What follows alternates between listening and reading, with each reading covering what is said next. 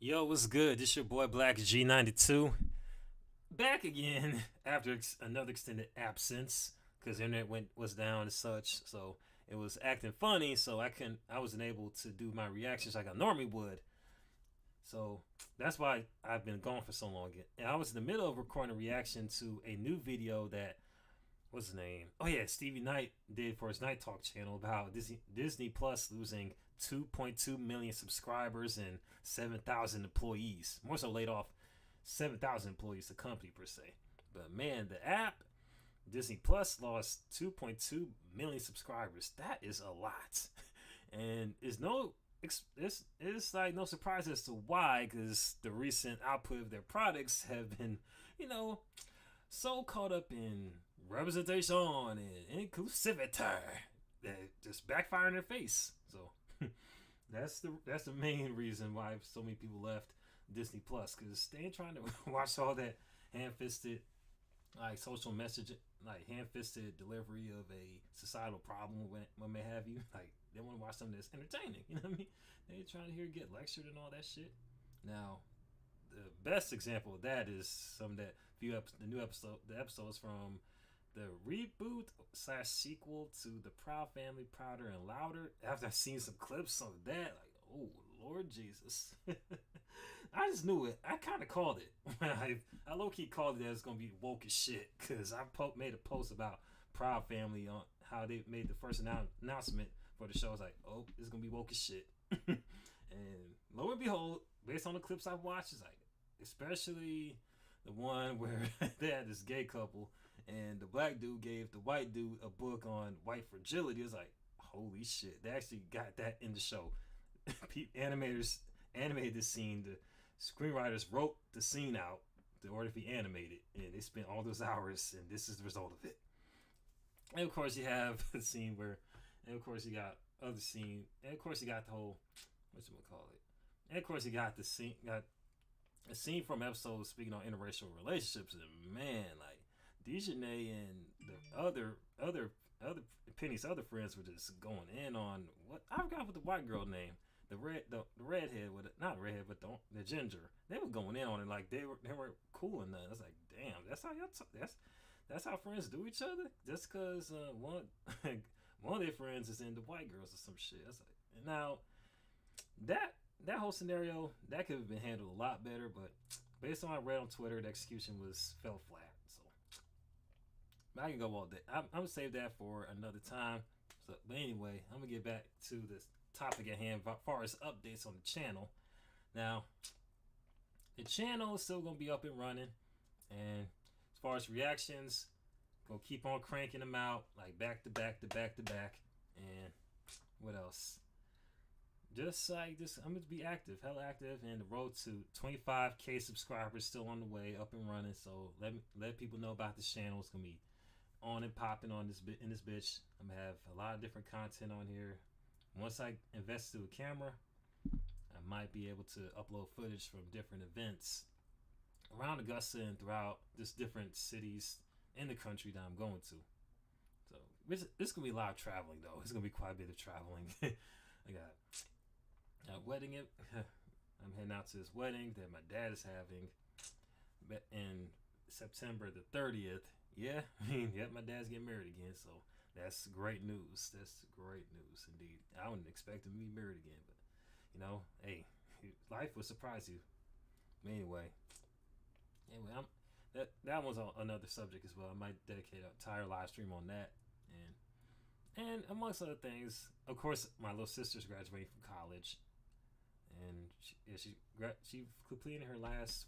This is gonna be like last few months finishing college. She's getting ready to graduate in May, so I'm gonna be flying out to there. I might even have some. I always say I'm gonna do footage. I'm gonna ask Kayla, see if she cool with it. If not, then you're just gonna hear about it. I'll just recount the events as it goes. And as far as work's been fine. Same old, same old. And we've been having long ass days, which is good. I mean, it's good for the check. And downside is, of course, I'll be tired as fuck. Don't feel like doing anything else. I just want us to sleep, which I plan on working on. Just give myself enough energy boost so I can just keep on going throughout the day. So that's basically the updates for the channel. And before I close out, I might turn on some Drinker. Yes, the Critical Drinker. I'm gonna do a few more of his. I'm gonna react to a few of his. Damn, I can't even fucking talk. But anyway, it's something I need to work on. But anyway, I'm gonna do a reaction to a few more videos from the Critical Drinker and mix it in with everything else on the channel, as well as react to other reaction requests.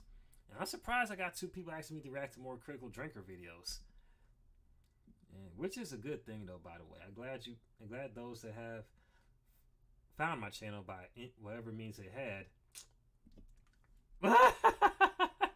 Holy shit! The Drinker did one on Nope. Yup, sort of. But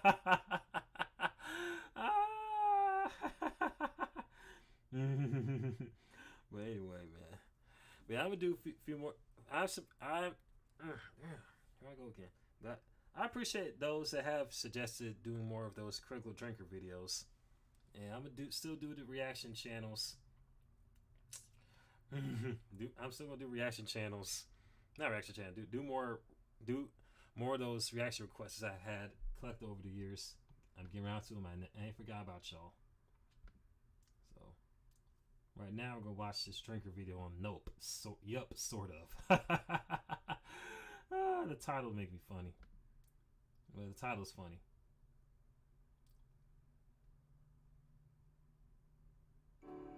Because your lives are forever entwined.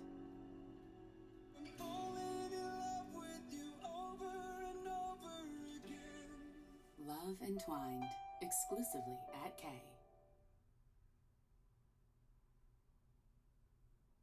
I have to admit, I've had a bit of a rocky relationship with Jordan Peele movies over the years. He's a man who clearly doesn't lack for ideas and creativity, but he seems so enamoured with his grand concepts and social commentary that he tends to forget about weaving them into a believable and consistent narrative.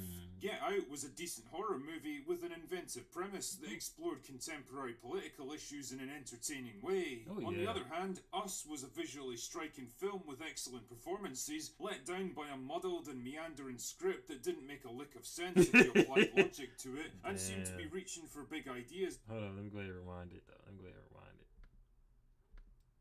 I've had a bit of a rocky relationship with Jordan Peele movies over the years. He's a man who clearly doesn't lack for ideas and creativity, but he seems so enamoured with his grand concepts and social commentary that he tends to forget about weaving them into a believable and consistent narrative.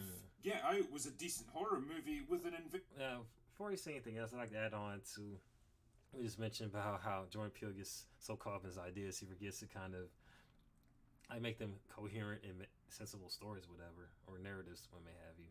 That happens with most creatives. Some people just get so caught up in having these great ideas and messages, they forget to think about how to execute them properly. So I have not seen Us, but I heard a lot of people love it and other people not so much. But I might watch it for myself. I seen Drinker go rip that film to shreds, though, Us, and point out how, and basically in his assessment of Us, he kind of felt that the ideas were greater than execution, which is quite interesting to say the least. But like I said, I still want to check it out for myself, see if it's as good as some people say and what may have you. Just keep open mind.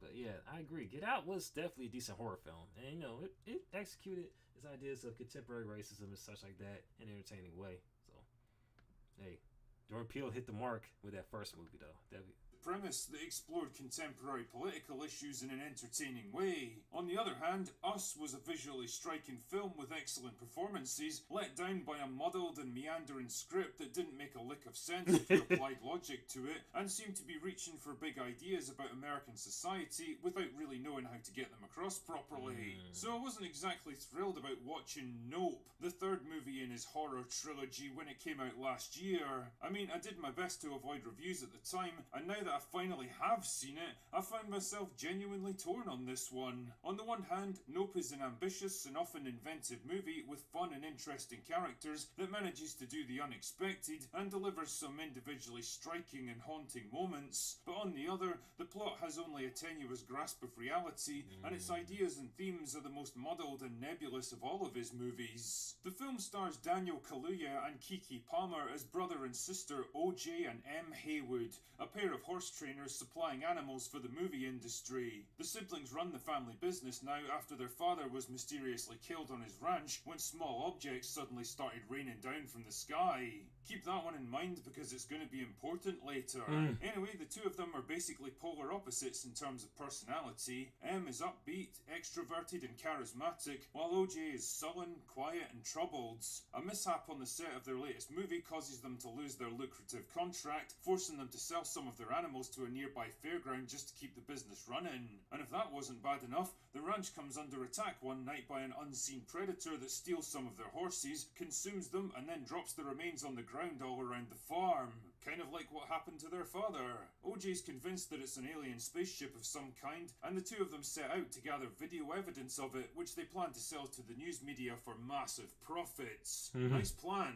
Unfortunately, their attacker is one step ahead, and every time it shows up, it generates some kind of weird electromagnetic pulse that disables anything electrical. So needless to say, digital cameras aren't much use here. The stakes get raised dramatically when the predator attacks the nearby fairground and consumes everyone in it. Which raises the rather obvious question, what the fuck even is this thing if it's not an alien spaceship? Well, whatever it is, it's getting more aggressive and territorial, leaving M and OJ with a simple choice. Do they cut and run, or make a stand and take it head on?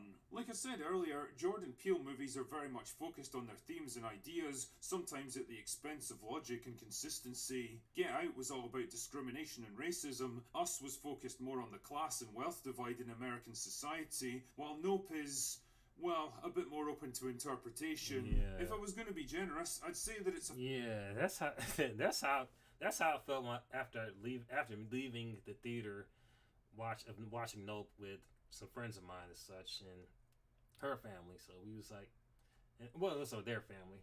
We was like, that's how I felt when I left the movie, because it didn't have a clear theme like the other two movies. The one I haven't seen, which is Us, and of course, I've seen that several times.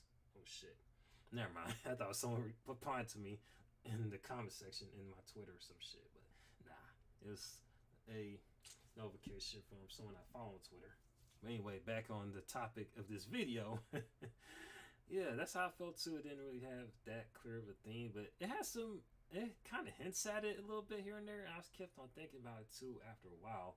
And people try, I always thought it was like a simple, like, suspense film set in the West. Not set, more so a location in the western part of the US. And it has a bit of that as far as maybe, I'm sure you're going to bring it up and that might come back to me. About our collective obsession with spectacle, money making and exploitation, especially when it comes to media.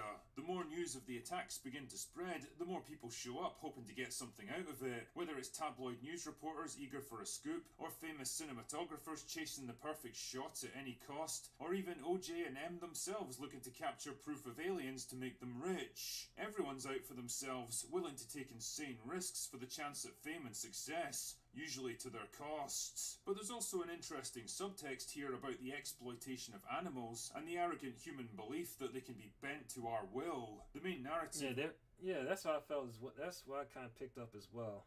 So I definitely agree with what Drinker mentioned earlier. That's what I was thinking about as well, because it had the obvious nod to Travis the Chimp attack with the family being killed by chimps. Well, except for, like, what's his name? I forgot that Asian dude's name, but he was on The Walking Dead, played Glenn in The Walking Dead. Now, he was a little kid. The character he portrays as was a kid when his family was attacked and killed by their pet chimp. And he managed to survive, though, into adulthood, so he's scarred for life, obviously. Yeah, that's one thing that did stood out to me, was like, hold up. Isn't this kind of a nod to the Travis the Chimp attack? If you don't know about that story, I suggest you look it up. I might even post it in the comments. I might post it somewhere after I upload this, because that story is horrifying even to this day.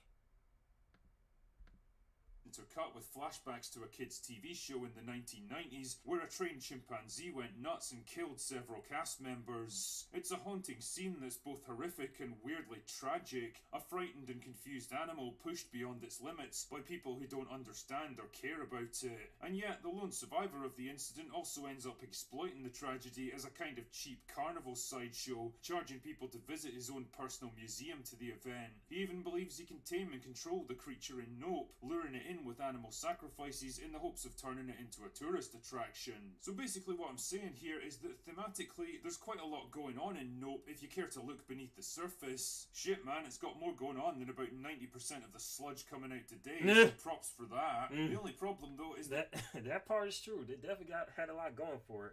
You know what I mean? I'm surprised the people that were so in love with Us didn't really have the same reaction to Nope. You know what I mean? Because it definitely has quite a bit going for it as far as exploitation and as far as exploitation and such like that, and looking for the next big thing, and seeking out ways to make money, even using your own personal tragedy as a means to make money, a few extra bucks, exploiting your own tragedy and deceased family members. That is insane, because there's people like that in real life that use their personal tragedy as a means of making big bucks, without, irregardless of what it may affect people, how it may affect people there in their lives. Matter of fact, let's go ahead and play it back though, because I did like this break. Interesting subtext here about the exploitation. Even OJ and M themselves looking to capture proof of aliens to make them rich. Everyone's out for themselves is, well, a bit more open to interpretation. If I was going to be generous, I'd say that it's a film about our collective obsession with spectacle, money-making and exploitation, especially when it comes to media. The more news of the attacks begin to spread, the more people show up hoping to get something out of it, whether it's tabloid news reporters eager for a scoop, or famous cinematographers chasing the perfect shots at any cost, or even OJ and M themselves looking to capture proof of aliens to make them rich. Everyone's out for themselves, willing to take insane risks for the chance at fame and success, usually to their costs. But there's also an interesting subtext here about the exploitation of animals and the arrogant human belief that they can be bent to our will. The main narrative is intercut with flashbacks to a kids' TV show in the 1990s where a trained chimpanzee went nuts and killed several cast members. It's a haunting scene that's both horrific and weirdly tragic, a frightened and confused animal pushed beyond its limits by people who don't understand or care about it. And yet, the lone survivor of the incident also ends up exploiting the tragedy as a kind of cheap carnival sideshow, charging people to visit his own personal museum to the event. He even believes he can tame and control the creature in Nope, luring it in with animal sacrifices in the hopes of turning it into a tourist attraction. So basically what I'm saying here is that thematically, there's quite a lot going on in Nope if you care to look beneath the surface. Shit man, it's got more going on than about 90% of the sludge coming out today, so props for that. The only problem though is that getting there means turning off the logic and common sense parts of your brains for the majority of the film. For example, how and why does a living creature generate an electromagnetic fields? How does it generate a persistent cloud that doesn't move with the winds? Where does it come from, and how has it avoided detection all this time, even with the cloud to hide it? Wouldn't such a massive flying object show up on radar somewhere? Why does nobody try shooting the thing down? I mean, I'm pretty sure ranchers living in the middle of nowhere should at least have a few rifles to hand, and a dead body would be a lot more compelling evidence than a low-res picture that could have been faked. Why wouldn't the main characters call in the police and government when the scale and nature of the threat becomes clearly obvious? I mean, I'm pretty sure an F-22 would make short work of this fucking thing. Why does it turn into a giant flying jellyfish for the climactic battle when it never had to do that before? Why does it only attack people who look directly at it? Needless to say, the answer to all these questions is don't know. And I guess that's the frustrating thing about Jordan Peele movies. He's always reaching for big, compelling ideas and mysteries, but he doesn't seem to have the writing skill or the patience to create a solid narrative foundation for them to sit on. Or he just doesn't give a fuck. But the bigger his thematic ambitions get with each movie, the higher he tries to reach, and the more unstable his platform becomes. And it's a shame, really, because most other aspects of the film are really solid. Kaluuya and Palmer both do great jobs in their lead roles. They've got good chemistry together and play well off each other. Neither one really emerges as the dominant force. They're both just well-written characters with their own strengths and weaknesses, played by competent actors. Stephen Ewan gives a surprisingly nuanced performance as Ricky, a former child actor running a local fairgrounds. He's not exactly an evil guy, but he's more of a cynical businessman willing to exploit personal tragedy for profit. And damn, it's always nice to see Michael Wincott getting decent roles. He's not a huge player in the movie, but he dominates every scene that he's in, and his gravelly voice is always awesome to listen to. The cinematography, soundtrack and production design are all excellent. The nighttime scenes have a great sense of eeriness and slowly building tension and dread. The idea of an isolated home under siege by an unknown enemy, and the flashbacks to the kids' TV show are riveting stuff. Peele also seems to have a good sense of levity in his films, knowing just when to sprinkle in a little humour to break the tension and lighten the tone after a particularly heavy sequence, and Nope is no different. Ultimately, despite my criticisms, I have to admit there's plenty to recommend this film, and in a time of mindless CGI blockbusters and tired superhero flicks, I can definitely appreciate a movie with a bit more to say for itself. The big frustration for me though is that Jordan Peele's ambition as a filmmaker tends to exceed his ability to get his ideas across, and the more ambitious his movies get, the wider that gap is becoming. I don't know, it feels like he needs someone to help distill those ideas down into a manageable narrative. Either way, I kind of see Nope as more of a collection of individually promising elements that don't quite fit together into a cohesive end product. It's not the worst thing you'll ever see, and with a bit more work it could have been hammered into something truly excellent, but as it stands, it's more of a diamond in the rough than a perfectly cut gem. Anyway, that's all I've got for today. Go away now. That was quite the breakdown. The show. Quite the breakdown. Another entertaining video from the drinker, and great points as far as point out the good and the bad about the movie, which is definitely not a lot. And that's interesting. Yeah, it is interesting. I never really hinted at any sort of possible origins for the alien. That you more so the UFO, alien, whatever the fuck it was, because yeah, it was kind of random, and it's rather interesting that there's no thing called up the military, none of that to kind of take it down. But I guess I don't know. Anyway, like I said, the film still holds up despite the flaws that's been pointed out in that video. So if you want me to react now, I might record a reaction. Well, I'm gonna record a reaction, upload it today. The first one on the agenda is the video is one that Crip did, titled I don't know why I keep on getting these words mixed up. But anyway, y'all gonna see the